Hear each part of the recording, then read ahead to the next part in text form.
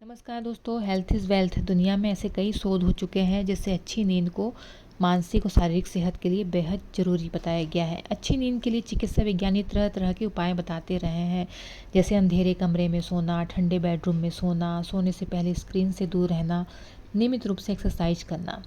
तो कुछ खास फार्मूले हैं, जैसे कि चीन देश में सोने से पहले पैर धोते हैं। चीन में अच्छी लंबी गहरी नींद के लिए लोग फुट मसाज और स्पा ट्रीटमेंट लेते हैं। आराम के लिए चीनी अरोमा थेरेपी लेते हैं। पैरों में गर्म तौलिया भी लपेटते हैं। इससे दिन भर की थकान दूर हो जाती है और सुकून की नींद आती है। यहाँ लोगों के घरों में ऑटोमेटिक फुट स्पा और फुट मसाज मशीन होना आम बात है। कई लोग गर्म पानी में पैर डुबोते हैं और एक्सफोलिएशन भी करते हैं। इससे हाइजीन के साथ साथ रक्त संचार भी दुरुस्त होता है और रक्त वाहिनियाँ भी ब्लॉक नहीं होती। पैर गर्म रहने से नींद जल्दी आती है। दक्षिण कोरिया में हुए अध्ययन से इस बात की पुष्टि हुई है कि मोजे पहनकर सोने वाले लोगों को नींद जल्दी आती है। तो वहाँ पे फुट मसाज किया जाता है चीन देश में। और जर्मनी में कंबल, चादर या रजाई कोई शेयर नहीं करता। सब अपनी अपनी सिंगल सीट चादर ओढ़कर सोते हैं, भले ही पति पत्नी क्यों ना हो।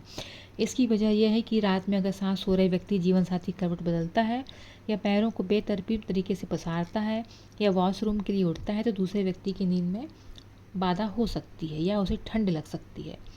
जबकि अलग चादर या कंबल को ओढ़कर कोई भी व्यक्ति अपनी तरह से अपनी मर्जी से सो सकता है। कोई मुंह ढककर सोना पसंद करता है तो कोई मुंह खोलकर। ग्वाटेमाला में पुरानी परंपरा है कि अभिभावक बच्चों को तकिए के नीचे एक डॉल रख देते हैं जिसका नाम है वरी डॉल। मान्यता है वरी डॉल को बच्चे अपनी चिंता, डर या फिक्र बता सकते हैं और भय मुक्त या आराम महसूस कर सकते हैं। मन हल्का होने पर उन्हें गहरी और बेफिक्र नींद आती है। यह गुड़िया छोटे आकार की होती है, लेकिन यह प्रयोग सिर्फ बच्चों तक सीमित नहीं है। ग्वाटेमाला, मैक्सिको में वयस्क लोग भी ऐसी डॉल्स लेकर सोते हैं जिससे उन्हें काफ़ी आराम महसूस होता है। मनोवैज्ञानिक और स्लीप एक्सपर्ट द्वारा किए गए अध्ययन से पता चला है कि इन वरी डॉल्स की उपस्थिति से लोगों को एंजाइटी का स्तर काफ़ी कम होता है और नींद ना आने की बड़ी वजह हो सकती है। कनाडा में तो पालतू के मालिकों में कम से कम 75% लोग अपने श्वानों के साथ बेडरूम में सोना पसंद करते हैं। बिल्ली पालने वालों में कम से कम 50% बिल्लियों को साथ लेकर सोते हैं। अमेरिका, ऑस्ट्रेलिया, यूके में कम से कम 65% लोग पालतू के साथ सोते हैं। शोधकर्ताओं का मानना है कि पालतू के साथ सोने से नींद अच्छी आती है। श्वानों के साथ सोने वाले लोग सुरक्षा महसूस करने के कारण ज़्यादा बेफिक्री से सो पाते हैं। अमेरिका में अच्छी नींद के लिए जोड़ों ने स्लीप डाइवर्स की तरकीब अपनाई। इसके तहत साथी अलग अलग बिस्तर पर सोते हैं। कई कपल तो अलग अलग रूम में भी सोते हैं ताकि नींद में खलल न पड़े। विशेष रूप से खर्राटे लेने वाले, रात को किताब पढ़ने वाले, मोबाइल चलाने वाले पार्टनर होने पर अलग अलग सोना अच्छी नींद के लिए उपयोगी पाया गया है।